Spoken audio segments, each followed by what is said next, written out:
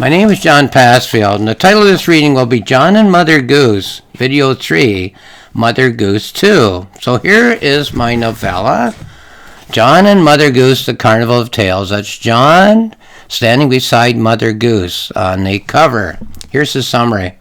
While driving his granddaughter home from daycare, John suddenly finds himself standing in the midway of a carnival of Mother Goose fairy tales. He's greeted by Jack of Jack and Jill fame, who tells John that Mother Goose is expecting him, as she has a role for him to play. But what does Mother Goose really want? Why does she think John is a writer of detective stories? And why, when she meets John, does she greet him as almost a long-lost son? And for that matter, why do so many of the fairy tale characters have different stories that they want John to write for them instead of the ones in which they have lived for hundreds of years? John is not a mythical creature. He's only human after all. But can he save the Mother Goose Carnival? Can he solve the mystery of the vanishing fairy tales? Now, even though a writer might write a book in what I call components or segments or image units, a writer likes to feel that when a book is complete, it is a fused unit, that everything fits together so snugly that it would be difficult, if not impossible, to separate the component parts in order to read only one strand of the story. So I find that in order to present the topic of this reading, what we could call Mother Goose's dilemma or Mother Goose's concerns, I am forced to read some of the passages which I've already read in a previous video presentation. So I'm just reading this strand of Mother Goose herself and her problems, her concerns. Let's go to page 7 then for the first passage. Here we are. It's just a bare stage. I'm one of a small crowd. 10 or 15 of us at most as I look around. A tent with washed out canvas, Jack and a beanstalk in faded paint on a weathered marquee, the curtain parts, and a boy comes out and bows. Oh, this is Jack of Jack and the Beanstalk. He opens his hand and shows us some seeds. I join in when there's a smattering of applause. Now a line goes through John's mind. Jack was a boy who lived with his widowed mother. This is amazing. I'm feeling stunned. This is a carnival, a midway, in the midst of a farmer's field, just like there used to be when I was a boy. I wonder where I am and what brought me here. I don't think these people notice me. It's a very skimpy crowd, a series of tents with rickety stages arranged in a row. Then we will move on a page. A man approaches, or is it a boy? An actor? A mythical creature? Or one of the human crowd? Is this a costume? Or is he wearing regular clothes? John, he says. Your name is John. Don't ask me how I know. I know who you are, and I know why you are here. This is the Mother Goose Carnival of Tales. Mother Goose is around here somewhere.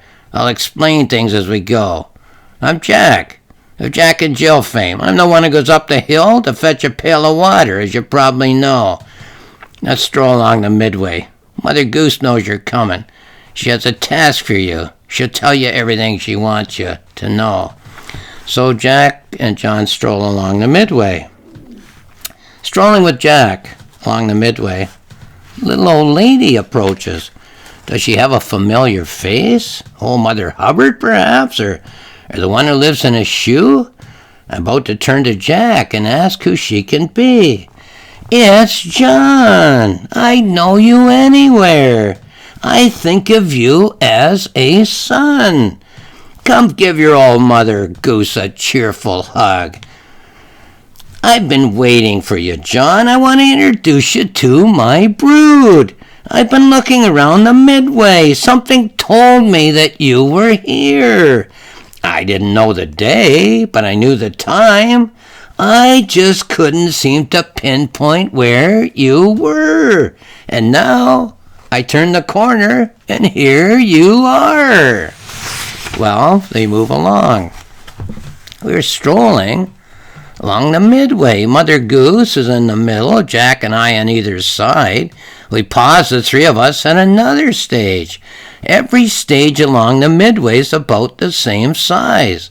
All the tents behind them are equally faded too. About 25 people have stopped to watch Bo Peep. The curtain parts and a hand pushes a lamb out onto the stage.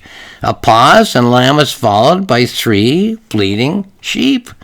A shepherd's crook parts the curtain, and through the opening steps little Bo Peep. I'm relieved to hear the enthusiastic applause.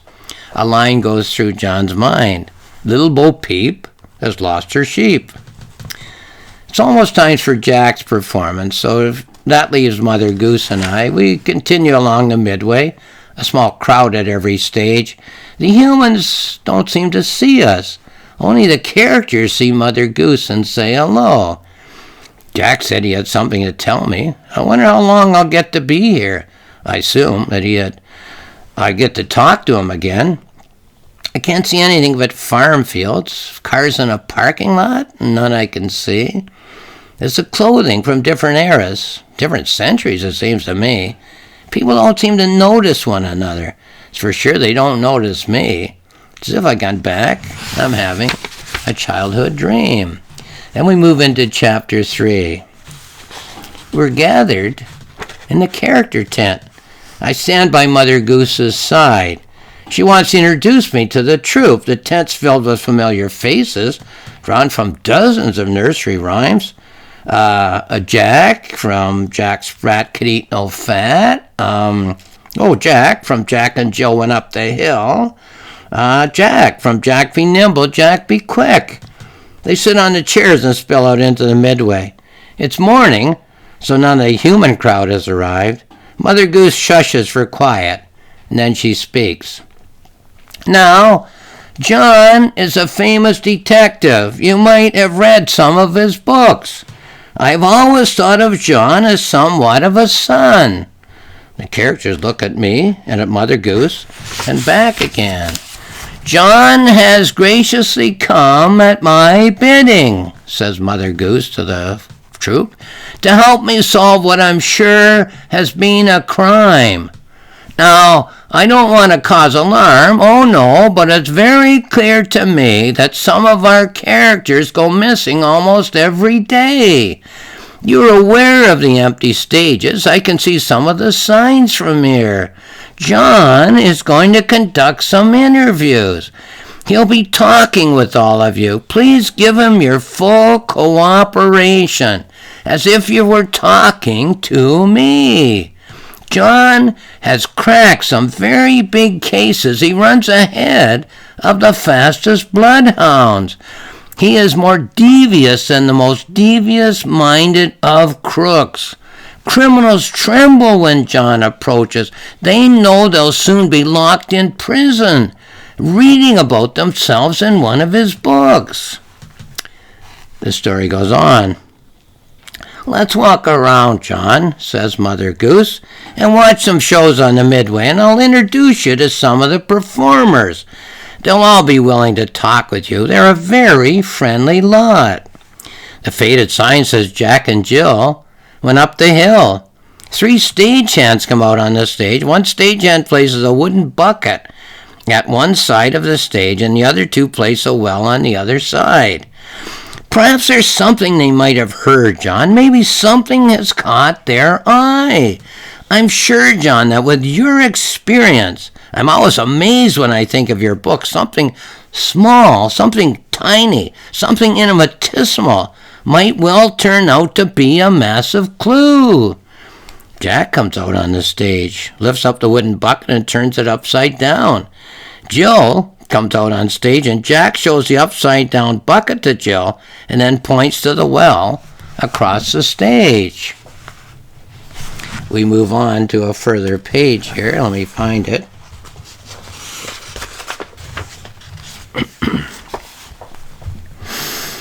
Jack and Jill mime climbing the hill as they move across the stage. The climb is so strenuous for both of them, as their faces show that I strain my muscles involuntarily to try to help.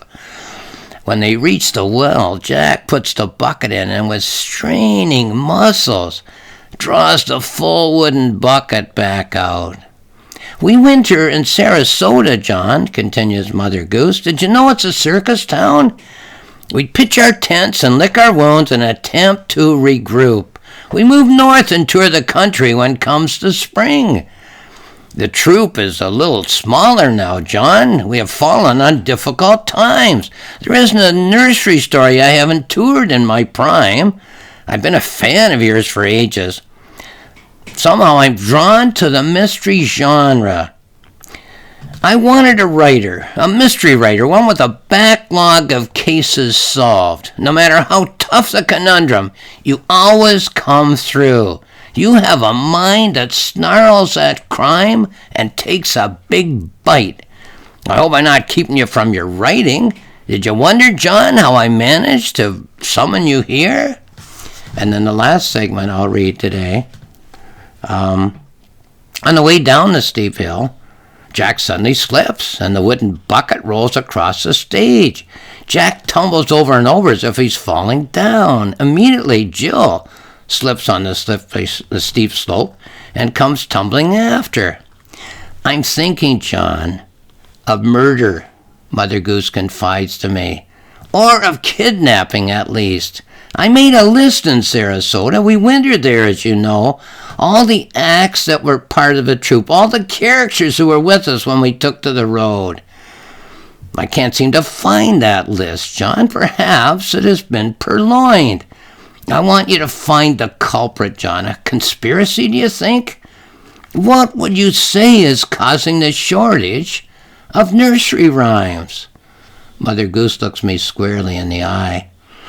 The assignment, John, the task, the requirement, the need is to find out whether there's been a crime committed, who was murdered or kidnapped, when this crime occurred, and if a crime has been committed, who is guilty. This is the task, John, and nothing short of that. She assures me, as we watch the two characters tumbling, that she will introduce me to Jill later on. So that's part 2 of the Mother Goose problem. In chapter 2 and chapter 3 of the book, John finds himself under the spell of a dream. He's been driving his car with his little granddaughter Savannah buckled into a safety seat in the back seat, and she's been singing nursery rhymes while he has been wondering what the topic of his next work of fiction could possibly be. Suddenly, he finds himself in the presence of a carnival of nursery rhyme tales. A different nursery rhyme is being acted all up and down a row of rickety stages with weathered tents and faded marquees. A nursery rhyme character, Jack of Jack and Jill, Jack and the Beanstalk fame, tells John that he's expected and that Mother Goose would like to talk to him.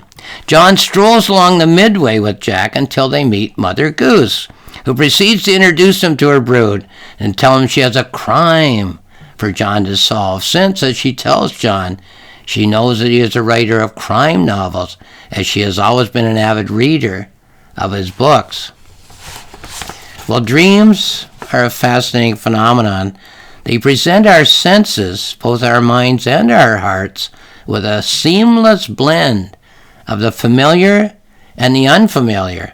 John is familiar from his boyhood with carnivals and farmers' fields, as that is how circuses and carnivals set up on the edge of the towns of his boyhood, before there were large parking lots or arenas big enough to hold them.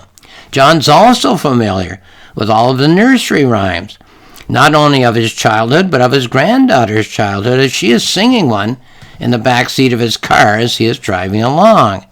And yet, almost everything else about this dream, the faded tents, the nursery rhyme actors, Mother Goose herself, are imaginary phenomena. So it's quite logical that writers choose the dream phenomenon, what I call the dream nightmare phenomenon, since we never know when one starts, whether it will be a dark fantasy or a light fantasy, to present their views of what it is to be human.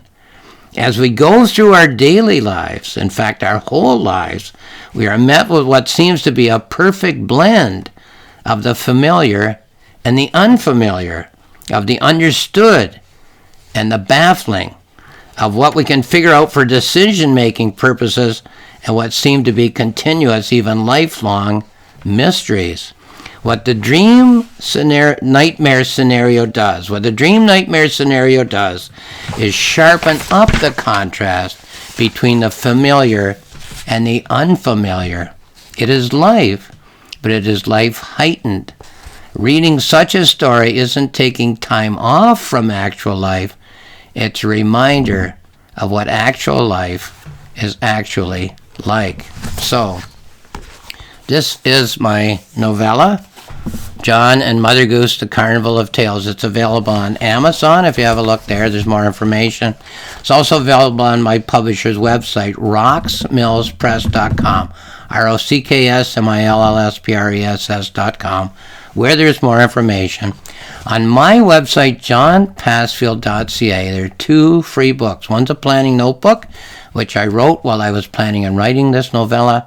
The other is a journal, a reflective journal, in which I wrote on all kinds of related topics as I was polishing this novella before sending it to my publisher. So if you're interested, have a look at johnpassfield.ca. Lastly, I'll just say thank you for watching this video.